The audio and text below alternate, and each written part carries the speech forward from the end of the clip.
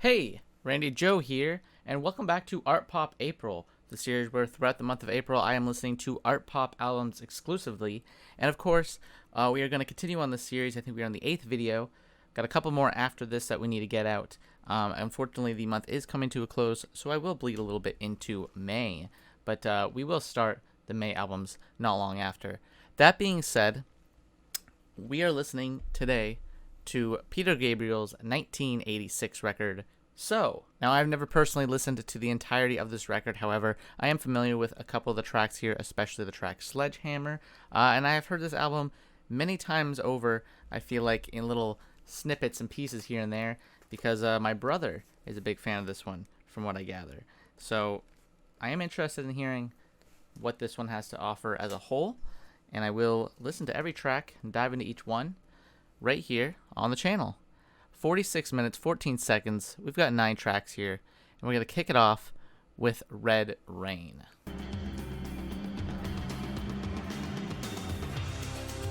Damn, really rattling open. Very luscious production, which I would have expected with the art pop element. Very like overblown. Kind of atmospheric as well. Ooh. I like that kind of string in the background there. It's maybe some sort of synth. It's funny how similar him and Phil Collins kind of sound, given the fact that they're both part of Genesis.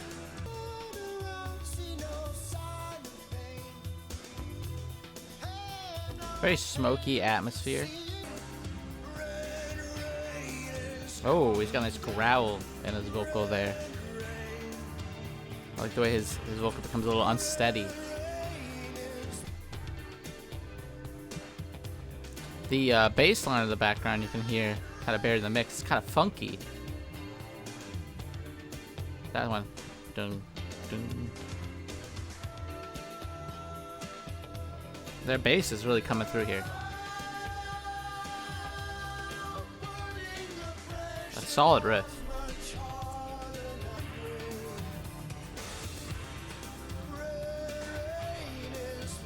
Very much has like a, that 80s sound to its production. You could tell it's of its time, but those art pop albums certainly age better than a lot of albums from the 80s do.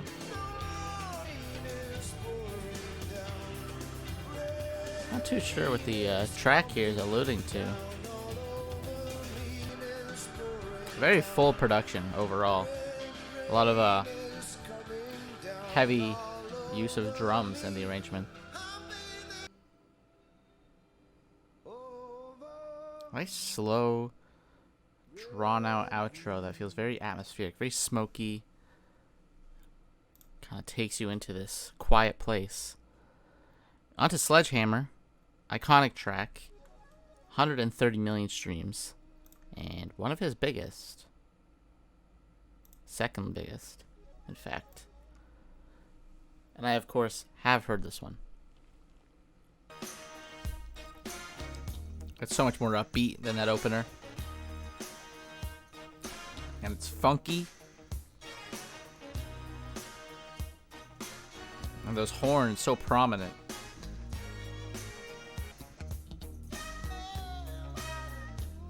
The bass I never noticed too when I'm really listening here. Oh, such a funky, clean bass there. I love that.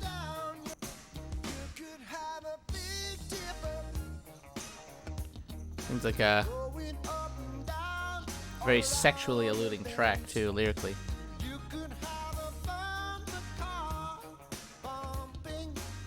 See? That overdub. Kind of dropping on you like that sledgehammer.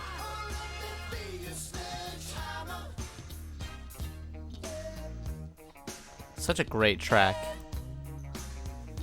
Very funky, very upbeat, super enjoyable. And certainly has a mainstream appeal without going, bland or very one-dimensional. Open up your fruit cage. Peter. Oh, I never noticed that. Like some sort of flute, maybe? Or some weird twisted synth?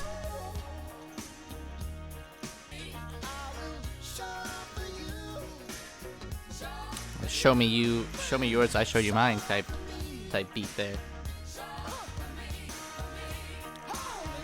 Really climaxing here, maybe quite literally.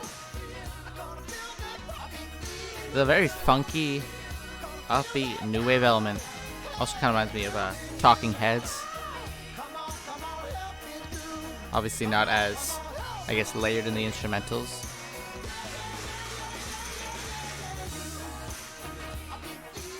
Maybe that was the climax. Jesus. Brilliant track. Super upbeat. Just super fun overall. Very sexually alluding. And, you know, it's got that mainstream appeal, like I said, without throwing out the artistic integrity. Which is really I think the true definition of pop, is going for those pop-focused mainstream elements, while still focusing on, you know, trying to be creative within them. Don't give up. Is this track here? Sledgehammer is such a different track from the first. It's open. It's very ambient. Remind me of Straw Under Baby by Brian Eno, which I'm not even a huge fan of that track. Or some of his work off of Before and After Science as well for Brian Eno. Kind of reminds me of this.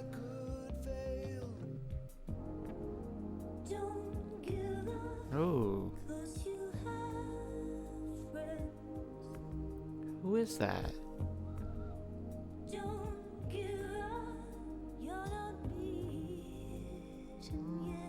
Who's on the vocals here? Is that like Kate Bush or something? That's Kate Bush. Did not know she made an appearance on this album. But shout out Kate Bush. Is this track about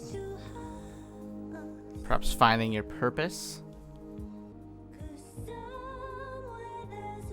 Maybe that feeling of falling back on your hometown?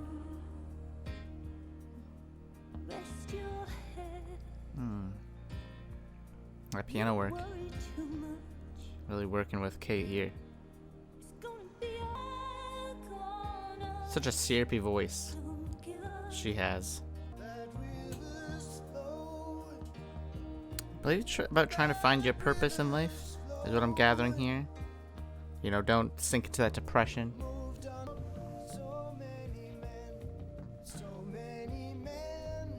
Very airy, kind of ambient instrumental. Trying to find that belonging, I think, is the message. You know, you're finding your purpose in life, finding the meaning to it all. Funny how we go from Sledgehammer, which is such a funky, fun, sexually induced track, to something that is so melancholic and slow, and kind of depressing. Oh, but I like this detour it's taken towards the end here. Oh.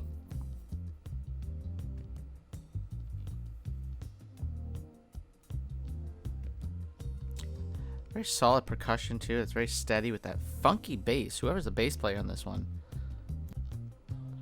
What do we got on bass here? Tony Levin. Well, shout out to Tony Levin, who is just killing it so far. Let's go on to the next track here. That Voice Again.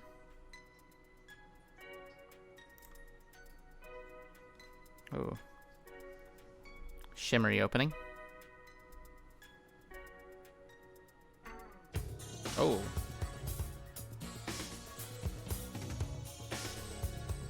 good sense of reverb too in the production. Makes it, again, adds to that very dream-esque, you know, fashion.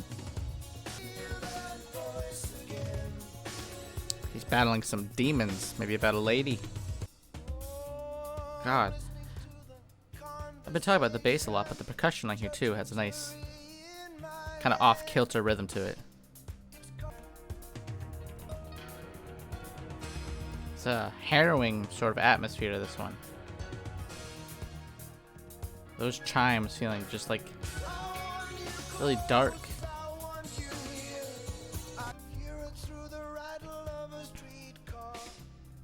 Maybe she's a married woman and he's feeling some sort of guilt, or maybe he's a married man feeling some sort of guilt with some other lover.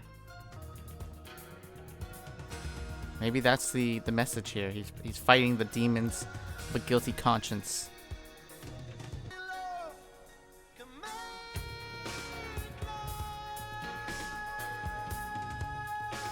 Oh, Peter.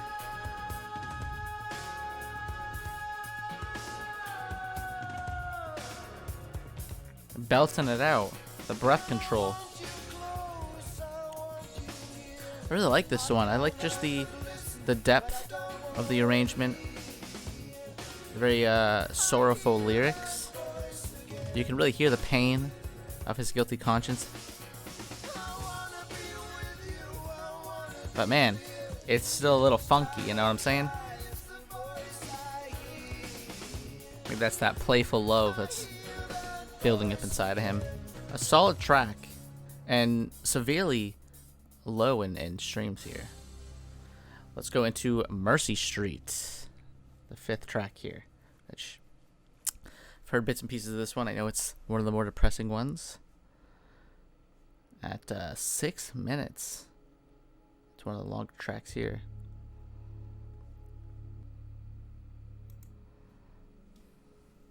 Really starting off slow. Ooh. Very interesting arrangement here. I'm not too sure what that is. Like, literally sounds like spoons being played here.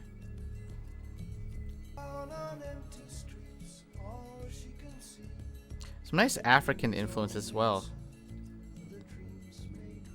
Gonna remind me of Talking Heads.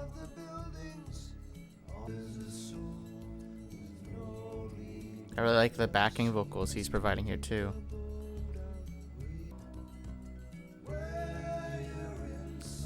The atmosphere of this one is so haunting.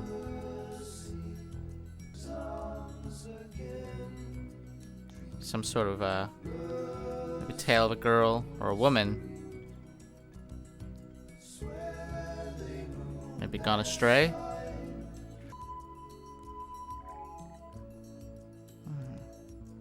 This one's just so gentle and harrowing.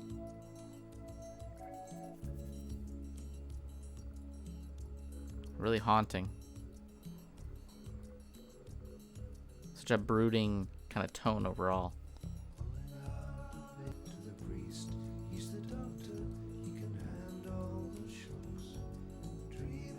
Maybe showing an abortion?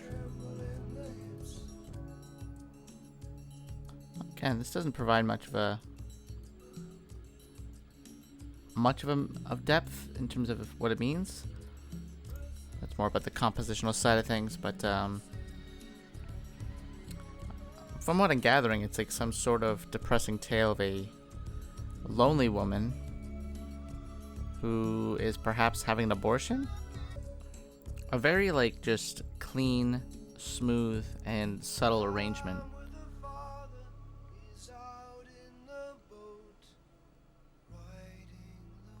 And it draws back.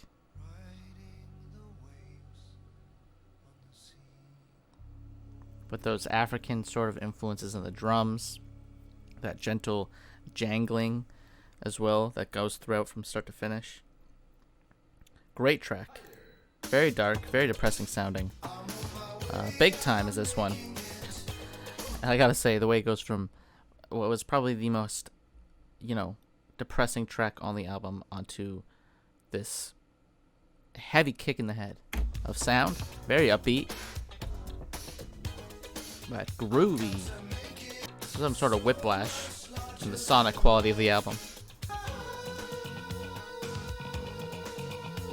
Oh, this bass. God, shout out again to the bassist. Sounds like we got Les Claypool on here. That's how funky it is. Oh yeah, I feel like you mentioned it in the previous track with Kate.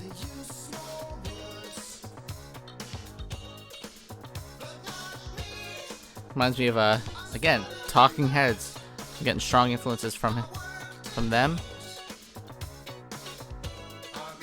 David Byrne always spoke about small towns. Oh, that darker synth, a deep tone. What a contrast. And I love those backup vocals. Kind of gospel.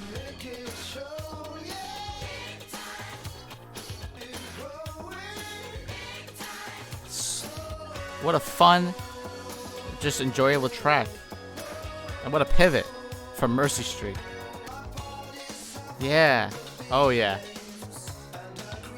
Who wouldn't want that? The Gatsby of the party.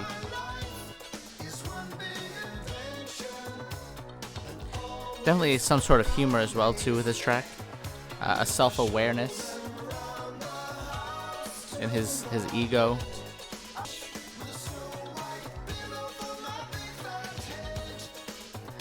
A little on the nose there with the analogy, big fat head. He's getting a bit too big here. That ego building.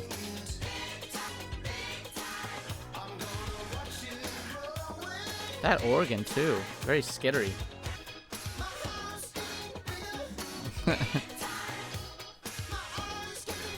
Oh yeah. Just gets bigger and bigger. Certainly a very clear satire within the lyrics here.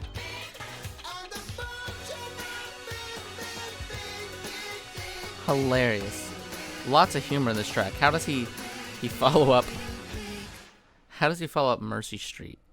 One of the most depressing tracks on the album. One of the most depressing art pop tracks we've heard this month, with a track that is so full of humor, so self-aware, very satirical, and just super upbeat and catchy.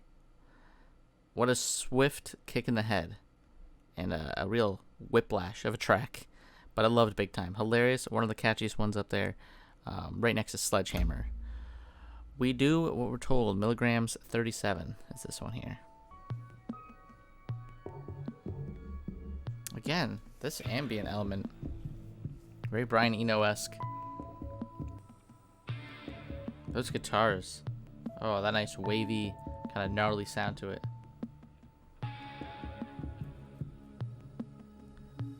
Perfectly contrasting those angelic ahs. Remind me of Eno's music for airports, actually. Oh yeah. If this isn't Eno, I don't know what is.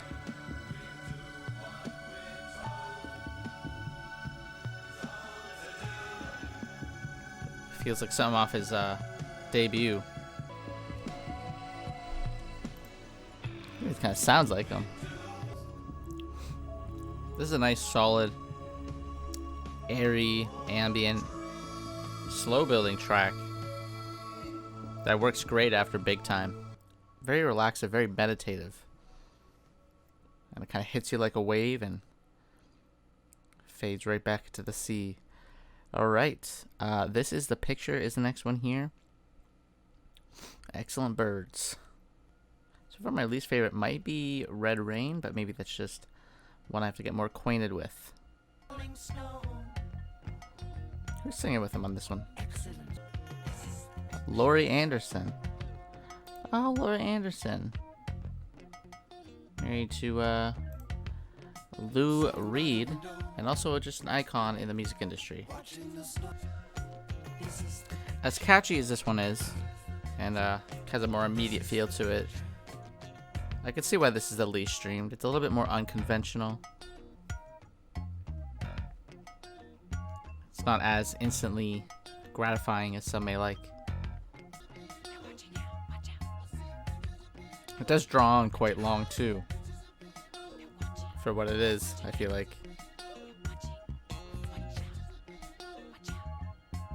I do like that bass though. Unpredictable. Decent track. I can understand the reservations people might have and why it's not as highly streamed. A little bit more unconventional, very slow. I do like the very interesting arrangements in it within it though, for sure. It's a little more out there. Very sparse arrangement. In Your Eyes is the name of this last one here. 66 million streams. It is the second most popular track here. And from what I gathered, was not on the original track listing and was one that was added later. This love track here.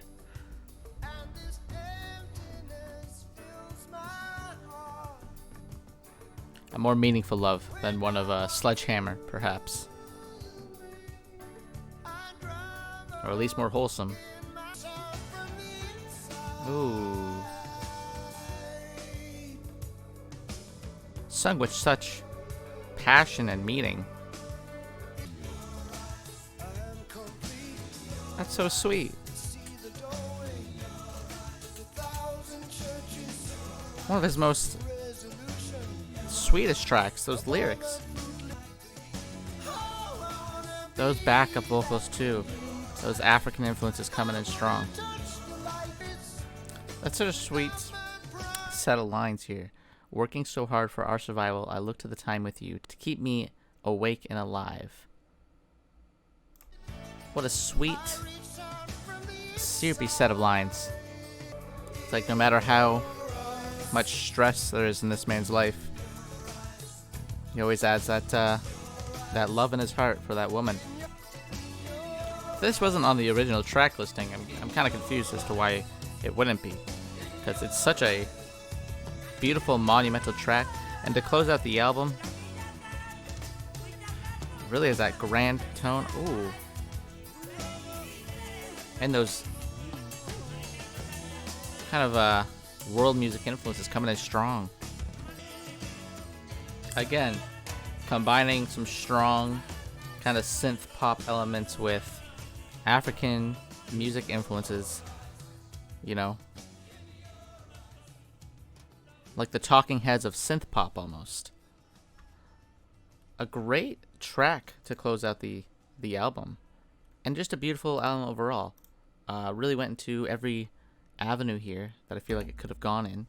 You got those really meaningful, heartfelt tracks like In Your Eyes. You got those depressing, very harrowing tracks, I should say, like Mercy Street. Don't Give Up has a nice sense of optimism to it. Sledgehammer, big time, super fun, tons of humor within them. So is a complete package, and one that I can understand the hype overall for it and the appeal to it. Greatest weakness would probably be This Is the Picture with Excellent Birds. I understand a little bit more unconventional, I would say, structurally speaking, and definitely not one that I think would appeal to a lot of people. But I still thought the instrumental was pretty enjoyable in its sparseness. So is a solid album, and it's nice to see Peter Gabriel, the way he went out on his own, left Genesis, and made an album that certainly defined his career instead of fading away into obscurity, like a lot of artists do when they leave a band. So overall, great LP. But that pretty much does it for this reaction. If you like this video, please hit like and subscribe to follow along listening to more art pop albums. And soon we will be doing the May albums, which will be a new genre we will be checking out. One that I am quite familiar with. However, I've never covered that much of on this channel. So I'm pretty excited for the month of May. But as always, my name is Randy Joe, and I'm signing off.